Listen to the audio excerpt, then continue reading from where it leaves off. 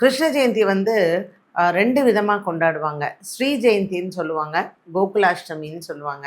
So இந்த கோகுலாஷ்டமி வந்து என்னைக்கு வரும்னா, ஆவணி மாதத்தில் வரக்கூடிய அஷ்டமி திதி. அதாவது வைணவர்கள் வந்து பார்த்தீங்கன்னா, எல்லா பெருமாள் கோவில்கள்லேயும் வைணவத்தவர்கள் வந்து பாஞ்சராத்திர ஜெயந்தி அப்படின்னு கொண்டாடுறாங்க. அது இந்த வருடம் செப்டம்பர் மாதம் 15ஆம் தேதி தான் வருது. ஆனால் இந்த கோகுலாஷ்டமி, அஷ்டமி திதியில் ஆடி மாத கடைசியிலேயே ஆகஸ்ட் 16ஆம் தேதி நம்ம கோகுலாஷ்டமியை கொண்டாடுறோம். ஸோ நிறைய பேருக்கு ஒரு கன்ஃபியூஷன் இருக்கும், என்னடா 2 அதுவும் 1 மாத டிஃப்ரென்ஸில் வருதேன்னு. இது இந்த அமாவாசை பௌர்ணமி எல்லாம் மாறி வந்ததுனால இந்த தடவை இந்த மாதிரியான ஒரு கன்ஃபியூஷன்.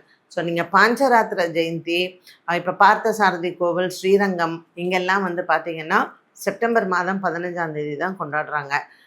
மற்ற கோவில்கள் சின்ன சின்ன இந்த கிருஷ்ணர் கோவில் இல்லை துவாரகா இங்கெல்லாம் வந்து பார்த்திங்கன்னா கோகுலாஷ்டமி தான் கொண்டாடுவாங்க. ஸோ நார்த்தில் வந்து எப்பொழுதுமே கிருஷ்ணர் பிறந்த அஷ்டமி திதி தான் விசேஷம். ஸோ கிருஷ்ணர் எப்போ பிறந்தார்? ஆவணி ரோகிணி அஷ்டமி திதியில் அவர் பிறந்தார். இந்த ஆவணி ரோகிணியை கொண்டாடுவது தான் பாஞ்சராத்திர ஜெயந்தி.